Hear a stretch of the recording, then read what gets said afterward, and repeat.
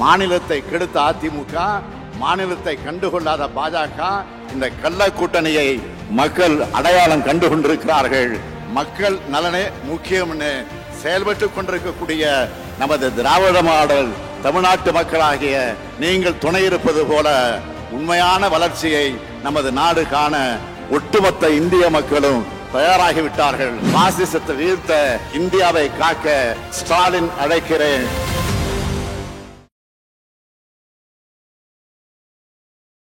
சாதியவாதிகளும் மதவாதிகள் தான் மேடையில் இருக்காங்க. நீங்க பாருங்க, உன்னிப்பு பார்க்கணும். சாதியவாதிகளா உட்கார்ந்துருக்கான், ஆண்டியா உட்கார்ந்துருக்கான், ஆண்டி கூடி மடங்கட்டமே உட்கார்ந்துருக்காங்க ஆண்டி வரிசையா. இவங்க யாரு? தமிழ்நாட்டுக்கு இவங்களுடைய அரசியல் என்ன?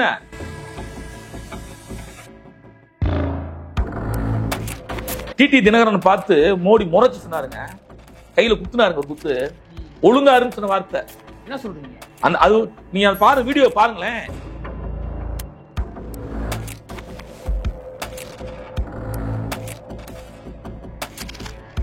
அந்த மேடையில இருக்கிற தலைவரும் 4 தலைவர் படத்தை வைக்கலாம்ல?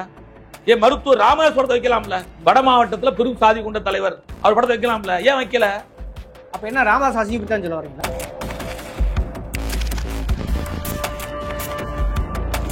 அண்ணாமலை ரூமுக்குள்ள கூட்டி சொல்றாரு, நீங்க இதுல கையெழுத்து போடுங்க, பின்னாடி பார்ப்போம் அப்படின்னு ராமதாஸ் வச்சாரு செக்கு.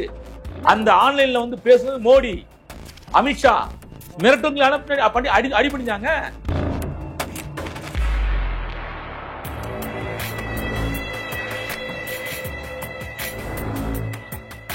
நீங்க அண்ணாமலை பேசல 400க்கு மேல வரணும், 400க்கு மேல வரணும்னு சொல்றாருல, நான் சொல்றது மாதிரி சொல்லுங்கிறார் அண்ணாமலை. நான் சொல்ற மாதிரியே சொல்லுங்கிறாரு. மோடியும் தமிழ்ல சொல்லிருக்காரு 400க்கும் மேல். அது என்ன? அது என்னன்னா, ஜூன் 4ஆம் தேதி 400க்கும் மேல், ஜூன் 4ஆம் தேதி 400க்கும் மேல், 400க்கும் மேல் 1998 இறந்தாங்கல்ல கோவை கலவரத்துல, அதை போய் திறந்திருக்க வீரன் செத்துருக்காருங்க. அப்ப இது இஸ்லாமியத்தை எவ்வளவு ஒரு வெறுப்பு உணர்ச்சி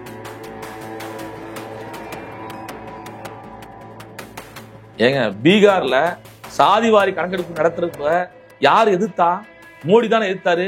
சாதி சமூகத்தை பிரிக்கிறீங்கன்னு சொன்னார்ல, பிளவை உண்டு பண்றீங்கன்னு சொன்னார்ல. அந்த மோடி கூட சாதிவாரி கணக்கெடுப்பு தேவைன்னு சொல்ற ராமதாஸ் எப்படி சேரலாம்? जात पात के नाम पर समाज को बांटते थे, आज भी वही पाप कर रहे. ஏங்க அவரு கட்டி பிடிச்சார்ல ராமதாச, அவர் வயசுனாங்க, இவர் வயசுறாங்க. ஒரு நாகரிகம் வேணாமா? நான் கேட்கிறேன், போய் கட்டி பிடிக்கும் போது இந்த குழந்தைங்க நெளிவாங்கல, குழந்தைங்க நெளிவாங்க, அந்த மாதிரி நெளிவாங்க ராமதாஸ். எனக்கு ரொம்ப வருத்தமா இருந்துச்சு.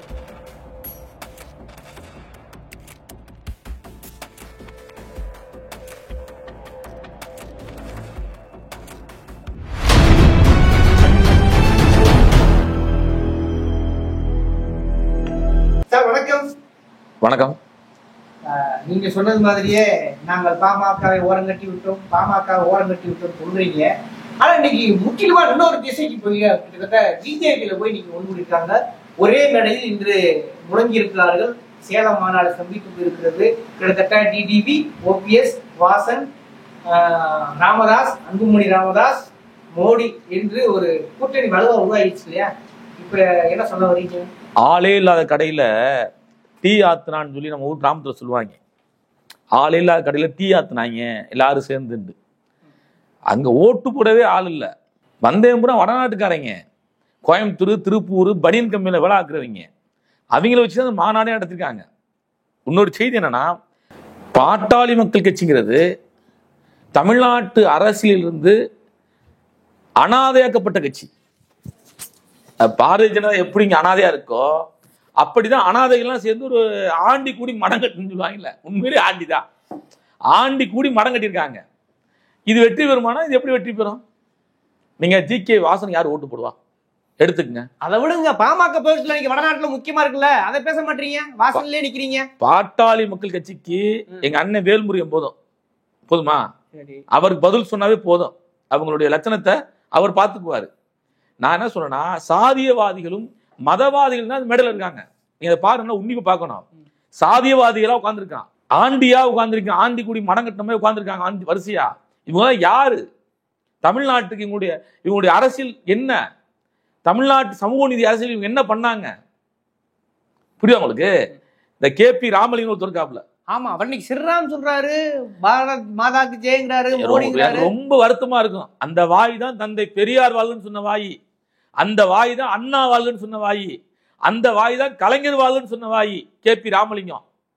நாடாளுமன்ற உறுப்பினர் பார்த்து அழகு பார்த்தார் கலைஞர், அமைச்சரா கூட ஆக்கினார் கலைஞர் நினைக்கிறேன். அப்படி அந்த மாதிரி பதவியில் கொடுத்து இன்னைக்கு போய் எங்க போய் நிக்கிறாங்க?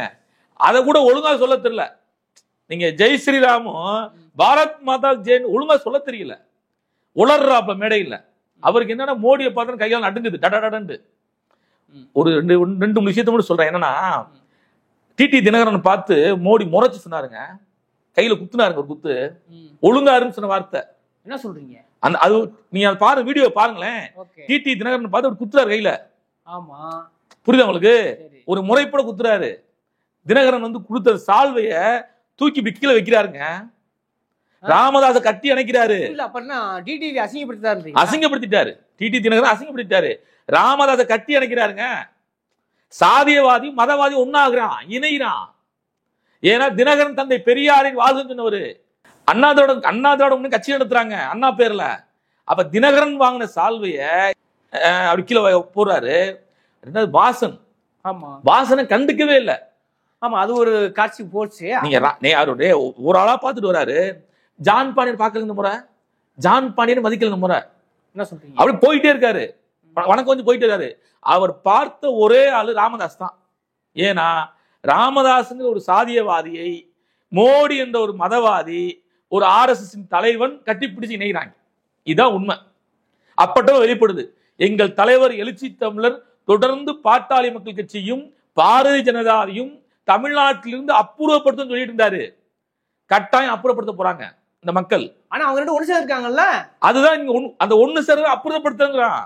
நீங்க ரெண்டு பேரும் ஒண்ணு சேர்ந்தீங்களே, அந்த மேடையை பாருங்க, நல்லா பாருங்க. பூரா சாதியவாதி, பூரா சாதி இறுக்கத்தை ஊக்குவிக்கிறவங்க இந்த மேடையில உட்கார்ந்துக்கிட்டு என்ன பேச போறாங்க? அவங்க தந்தை பெரியார் வாழ்வு பேச போறாங்களா? தமிழ்நாடு யார் மண்ணு? சமூக நீதி மண் இல்லையா? தமிழ்நாடு தந்தை பெரியார் மண் இல்லையா? அண்ணா மண் இல்லையா? சமூக நீதி பேசுறப்ப அங்க போய் நிக்கிறார்ல, எப்படி புரிஞ்சுக்கிறது? பேசுனவங்க பூரா நிக்கிற வருத்தமா இருக்கு. மூப்பனார் எதற்காக காங்கிரஸ்ல இருந்து வெளியே வந்து மாநில சுயாட்சியையும் தமிழ் மாநில காங்கிரஸ் கட்சியை உருவாக்குறாரு தெரியுங்களா? அவர் பையன் எங்க இருக்காரு பாருங்க. ஒரு மிகப்பெரிய காங்கிரஸ் வாதிங்க மூப்பனாரு. விடுதலை சிறுத்தை வளர்ச்சியில பங்கு கொண்டவருங்க. அப்படிப்பட்ட ஒரு மகத்தான தலைவருடைய மக்கள் தலைவருடைய மகன் வந்து இன்னைக்கு மோடி வாழுங்கிறார். இதுதான் கேவலமா இருக்கு எங்களுக்கு. வரைக்கும் இந்த கூட்டணி எங்க போய் முடியும், எப்படி இருக்கும், இந்த பாதை அங்கிட்டு போகுமா, தைலாபுரம் போகுமா, கமலாயம் போகுமான்னு ஓடிக்கிட்டு இருந்துச்சு. இப்ப வந்து சேலத்துல முடிஞ்சிருக்கு இந்த கூட்டணி. இதான் வருத்தமா இருக்கு. தமிழ்நாட்டு மக்கள் இந்த ஆபத்தான அரசியலை புரிஞ்சுக்கணும். இது ஒரு ஆபத்தான அரசியல். ஏனென்றால் மதவாதிகளும் சாதியவாதிகளும் ஒரே மேடையில் அமர்ந்து கொண்டு யாரை எதிர்க்க பார்க்கிறாங்க? ஜனநாயகத்தை எதிர்க்க பார்க்கிறாங்க. ஜனநாயகத்தை வந்துட்டு குழி கொண்டு புதைக்க பார்க்கிறாங்க. புரட்சியாளர் அம்பேத்கர் எழுதிய அரசியலமைப்பு சட்டத்தை தூக்கி எறிய பார்க்கிறாங்க. சனாதனத்தை மீண்டும் தமிழ்நாட்டில் வலுப்பெற வைக்கிறதுக்காக இன்னைக்கு சேலத்தில் ஒன்று கூடியிருக்காங்க சாதியவாதிகளும் மதவாதிகளும். இதுதான் ஆபத்துங்கிறோம். இந்த பொதுக்கூட்டங்கிறது மோடிக்காண்டி போட்ட பொதுக்கூட்டம் கிடையாது.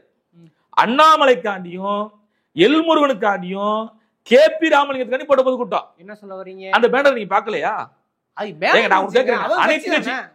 அனைத்து கட்சி தலைவர் உட்கார்ந்துருக்கீங்களா? ஆமா, அந்த அனைத்து கட்சி தலைவருடைய படங்கள் இருக்குமா வேணாமா?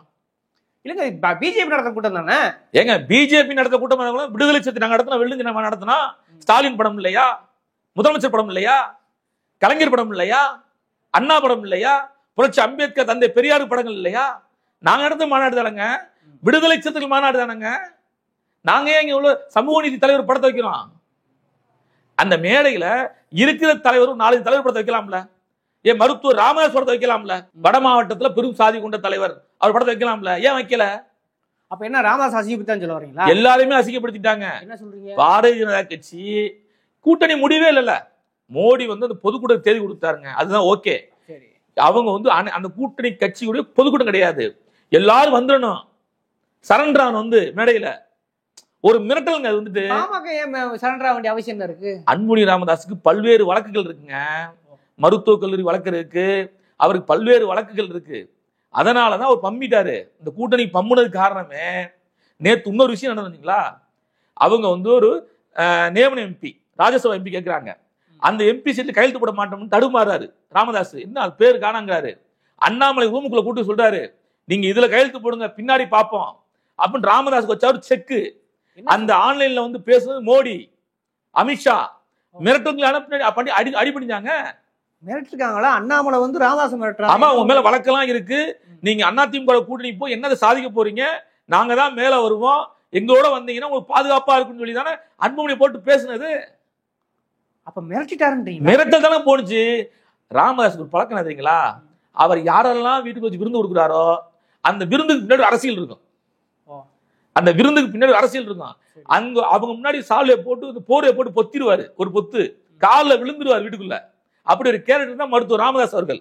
இந்த கூட்டணியில 10 சீட்டு எப்படி கொடுத்தாங்க, அதுக்குள்ளேயும் அரசியல் இருக்குங்க.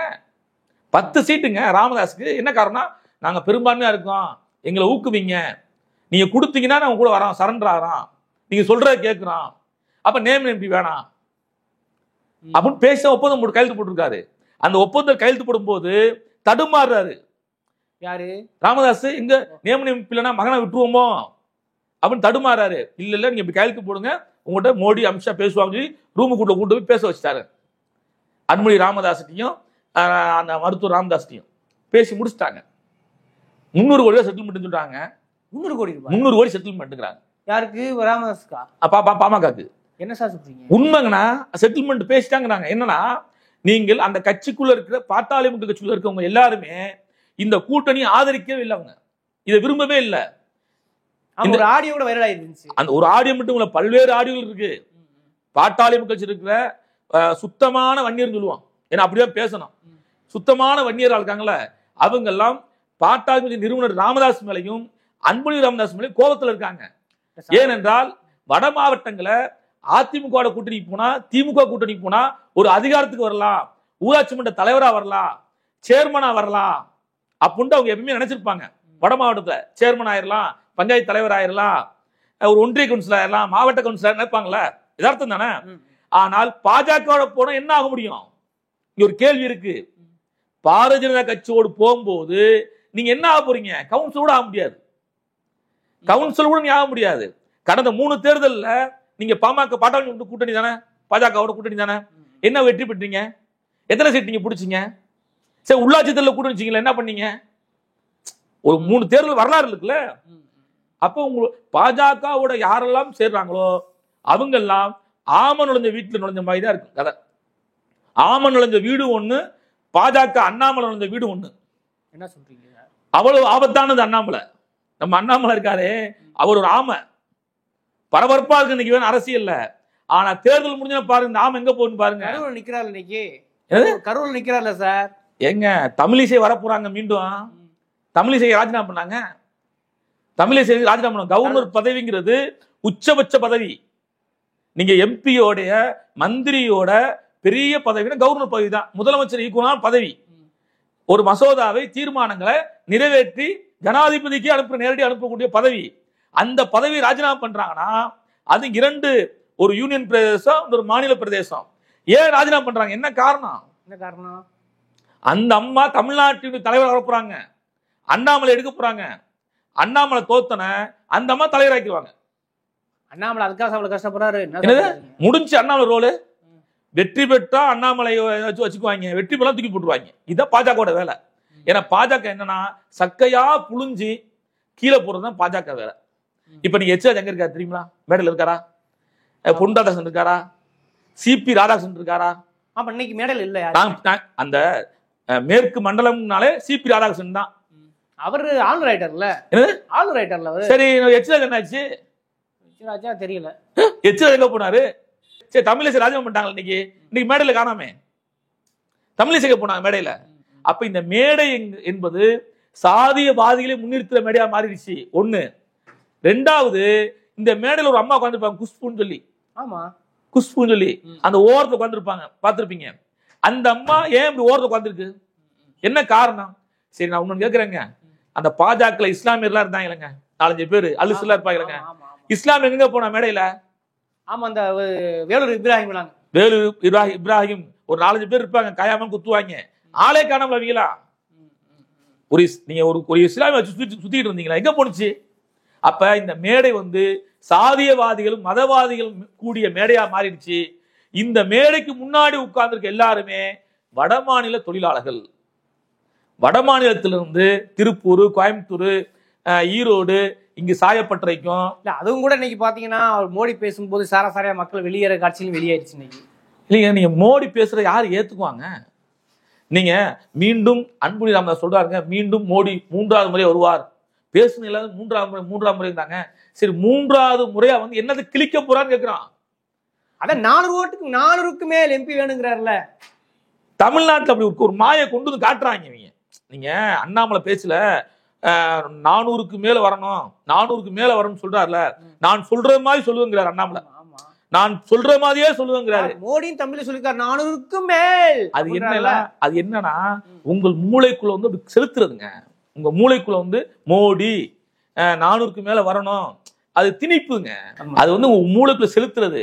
2வது, இவ்வளவு தைரியமா 400க்கு மேல வரும்னு சொல்ற காரணம்னா அண்ணாமலை மட்டும் சொல்லல, மோடியும் சொல்றாருன்னா இவிஎம் இருக்கு தைரியம் தான். என்ன சார் சொல்றீங்க? அந்த இவிஎம் மிஷினை வைத்து அதுக்குள்ள ஊழல் செஞ்சு வெற்றி பெற வேண்டிய நோக்கம் வந்துருச்சு, முடிச்சிட்டாங்க. அது என்னன்னா வட மாநிலங்கள்ல நான் உண்மையை சொல்றேன், ஒரு மூத்த பத்திரிகையாளர் அங்க சமஸ்தங்க வட மாநிலம் இருக்காரு. நான் 2 நாளைக்கு பேசுறேன். அப்ப என்ன சொன்னாராம், வட மாநிலங்கள்ல பிஜேபி ஆதிக்கத்தின் மூலம் தான் வெற்றி பெற முடியும், அவங்களுடைய ஆட்சி அதிகாரத்தை வச்சுதான் வெற்றி பெற முடியும், அப்படி ஒரு சூழலை உருவாக்கிட்டு இருக்காங்க, காவல்துறை, ரெவென்யூ எல்லாமே உருவாக்கிட்டு இருக்காங்கன்னு சொல்லி ஓப்பனா சொன்னாரு. போன தொலைபேசி பேசினாரு. அப்ப வட மாநிலங்களை அவ்வளவு ஆதிக்கத்தன்மை கொண்டுறாங்க, நிர்வாகத்தை வச்சு. அவங்க ஆளுகிற மாநிலங்கள்ல நிர்வாகத்தை வச்சு கொண்டு வராங்க. தமிழ்நாட்டில் கொண்டு வர முடியாதுல, கேரளா கொண்டு வர முடியாதுல. அதுக்கு ஒரு விஷயம் என்னவா, தமிழ்நாட்டு முதலமைச்சர் நீ ஒரே நாடு ஒரே மொழி கலாச்சாரம் இந்த ஒரு மசோதா கொண்டு வந்து போட்டாங்கல்ல ஜனாதிபதி கிட்ட, அதை அடுத்த நாளே முதலமைச்சர் என்ன சொன்னாரு, இதை ஏத்துக்க மாட்டேன்னு சொன்னார்ல. குடியுரிமை சட்டத்தை ஏத்துக்க மாட்டேன்னு சொன்னார்ல. கேரளா என்ன சொன்னாங்க, ஏத்துக்க மாட்டேன்னு சொன்னாங்களா, சொல்லிருக்காங்களா. அப்ப தென் மாநிலங்களும் வட மாநிலத்து ஒரு சில மாநிலங்களும் மோடி அரசுக்கு எதிராக எடுக்கின்ற அனைத்து சட்டங்களுக்கு எதிராக இருக்கிறத அவங்க புரிஞ்சுக்கிட்டாங்க. அப்ப இந்த இவிஎம் வச்சு நம்ம எப்படினாச்சும் சதி பண்ணி ஊழல் பண்ணி கொண்டு வந்துடணும். ஏன்னா எங்க குத்துனாலும் தாமரை தான் போகணும். சத்தியநிலோட வெளியாயிருக்கு கம்ப்ளீட்டா. ஆலோசகர் பொன்ராஜ் வெளியிட்டு இருக்காங்க. இல்ல அதை உருவாக்குனவர் சொல்லிட்டார்ல, நீங்க பட்டன் சிஸ்டம் தான், ஒரு பட்டனை குத்துனீங்கன்னா நீ எந்த 10 சின்ன இருக்குன்னா நீங்க எது குத்தாலும் தாமரை தான் போகட்டான். அப்படி ஒரு மனநிலை கொண்டு வந்துட்டாங்க. ஆனால் இந்த 2024 தேர்தல் என்பது மோடிக்கு மட்டும் அடி இல்ல, ஆர்எஸ்எஸ் கும்பலுக்கு அடியாக போகுது. ஆர்எஸ்எஸ் கும்பல் கூட்டத்துக்கு இருக்குல்ல, இதுக்கு பின்னாடி ஆர்எஸ்எஸ் மிகப்பெரிய சதிவலை பண்ணிட்டு இருக்கு மறைமுகமா. இப்ப எப்படிலாம் திமுக 100 ஓட்டுக்கு ஒரு ஆள் போட்டு வேலை செஞ்சாங்களே, அதை ஆர்எஸ்எஸ் பண்ணிட்டு இருக்கான். இதுவரைக்கும் தேர்தல் களத்துக்கு வராத ஆர்எஸ்எஸ் இந்த முறை தேர்தல் களத்துக்கு வரா. இதுதான் எச்சரிக்கையோட இருக்கணும். தேர்தல் களத்துக்கு அவங்க வர மாட்டாங்க. அவன் பிரச்சார சபா தான் பிரச்சார பீரை பண்ணுவாங்க ஒழிய களத்துக்கு தேர்தல் வர மாட்டான். இந்த முறை தேர்தல் களத்துக்கு வரான். அப்ப தேர்தல் களத்துக்கு வரானா ஒண்ணு தமிழ்நாட்டில் கலவரத்தை உண்டு பண்ணுவான் ஆர்எஸ்எஸ், இல்லை என்றால் மதவாதத்தை வச்சு பயன்படுத்தி சாதியவாதிகளை சிக்கல் பண்ணி ஏதாச்சும் கிராமத்துல ஏழை எளிய மக்கள்கிட்ட குடிசையை கொடுத்து அழைவாங்க. ராமதாஸ் கையில் எடுத்து அதுதான். நீ இன்னொரு செய்தி சொல்றேன், வந்த மோடி 1998 இறந்தாங்கல்ல கோவை கலவரத்துல, அதை போய் திறந்திருக்க வீரம் செத்துருக்காருங்க. அப்ப இது இஸ்லாமியத்தை எவ்வளவு ஒரு வெறுப்பு உணர்ச்சி உருவாக்கும், ஒரு சர்ச்சை உருவாயிருக்காமா. இதெல்லாம் இன்னைக்கு மாணவர்களை அங்க கொண்டு போய் செலுத்து அவர் மேல ஒரு வழக்கு பாஞ்சிருக்கு. இல்ல அதுதான் நான் என்ன சொல்றேன்னா, கூட்டம் கூப்பிட்டுருக்கா மாணவர்களை கொண்டு போய் நீங்க ஒரு சமூகத்தை புறக்கணிச்சு நீங்க என்ன செய்ய போறீங்க? அப்ப நீங்க யாருக்கான நாடா அந்த நாடை உருவாக்க போறீங்க? அப்ப நீங்க இந்துக்களுக்கு நாடா, சாதியவாதிகள் நாடா அந்த நாடை உருவாக்க திட்டமிடுறீங்க. அதோடைய முதல் கட்ட கூட்டம் தான் சேலத்துல நடந்த கூட்டம். இல்ல சார், அவரு என்னதான் சாதிவாரி கணக்கெடுப்பு எல்லாம் பெரும்பாலும் பேசின ஒரு சமூக நீதி இயக்கம், பிஜேபியோட போனதுனாலே நீ குறை சொல்ற சரியான்ற. ஏங்க, பீகார்ல சாதிவாரி கணக்கெடுப்பு நடத்துறப்ப யார் எதிர்த்தா? மோடி தானே எதிர்த்தாரு. சாதி சமூகத்தை பிரிக்கிறீங்கன்னு சொன்னார்ல, பிளவு உண்டு பண்றீங்கன்னு சொன்னார்ல. அந்த மோடி கூட சாதிவாரி கணக்கெடுப்பு தேவைன்னு சொல்ற ராமதாஸ் எப்படி சேரலாம்? எப்படி சேர வந்துச்சு? என்ன காரணம்? 300 கோடி 10 சீட்டு. இதுதான் இவங்களுடைய சமூக நீதி போராளி என்று அடமானிச்சுட்டாங்க கொண்டு போய். இவங்க சமூக நீதி போராளி கொண்டு அடமானிச்சிட்டாங்க. 300 கோடி பணம், என்ன 10 சீட்டு, அமித்ஷாவுடைய மிரட்டல். என்ன சார் இப்படி அடங்குவாங்க அவங்க? இதுக்குள்ள அடங்கிட்டாங்கல்ல, அடங்கி முடிஞ்சே. இந்த சமூக நீதி புரட்சி போய் சேலத்து பொதுக்கூட்டத்து மேடையில காலில் விழுந்துருச்சு. ஏங்க அவரு கட்டி பிடிச்சார்ல ராமதாச, அவர் வயசு என்னங்க, இவர் வயசுறாங்க. ஒரு நாகரிகம் வேணாமா? நான் கேட்கிறேன், அந்த வன்னியர் மக்கள் சமூக நீதி போராளி மருத்துவர் ராமதாஸ் கொண்டாடின சமூகங்க. போய் கட்டி பிடிக்கும் போது இந்த குழந்தைங்க நெளிவாங்கல, குழந்தைங்க நெளிவாங்க, அந்த மாதிரி நெளிறாங்க ராமதாஸ். எனக்கு ரொம்ப வருத்தமா இருந்துச்சு. நாங்களாம் தமிழ் குடிதாங்க பட்டம் கொடுத்தோம் அவருக்கு. ஆமா, ஒரு காலத்துல நடந்துச்சு, தமிழ் குடிதாங்க பட்டம் கொடுத்தோம். அந்த மேடல போய் மோடி அணைச்சிக்கு இழுக்கிறாரு, இவர் அவரை குலைகிறாரு. என்னங்க நியாயம்? அப்பதான் தெரியுது எங்களுக்கு சாதியவாத தன்மை மதவாதத்திடம் மண்டி கிடக்குது, மண்டிட்டுருச்சு. நீங்க பேசின புரட்சி காரல் மார்க்ஸ், தந்தை பெரியார், அம்பேத்கர் பேசுறீங்களே, அம்பேத்கருக்கு 7 சிலை ஒரே நாள்ல திறந்தன்னு சொன்னீங்கல்ல, போய் எங்க முடிஞ்சு உங்க அரசியல்? ஒரு 40 ஆண்டு அரசியலை கொண்டு வித்துட்டீங்களா? 300 கோடிக்கும் 10 சீட்டுக்கும் அமித்ஷாவுடைய மிரட்டலுக்கும் போச்சா? அப்ப இந்த மேடல் இருக்கும் அத்தனை இந்த சமூக நீதி பேசி சாதிவாரி கணக்கெடுப்பு நடத்த சொல்ல எல்லாருமே எங்க போய் சரண்டர் ஆயிட்டாங்க? மோடிட்டு சரண்டர் ஆயிட்டாங்க, அண்ணாமலைட்டு சரண்டர் ஆயிட்டாங்க. அப்ப இந்த அரசியலை விடுதலை சிறுத்தைகளும் திராவிட முன்னேற்ற கழக கூட்டணியும் காங்கிரஸ் கூட்டணி இந்தியா கூட்டணியும் வீழ்த்தும் என்பதுதான் எங்களுடைய நோக்கம். கட்டாயம் வீழ்த்தும். நன்றி சார். நன்றி.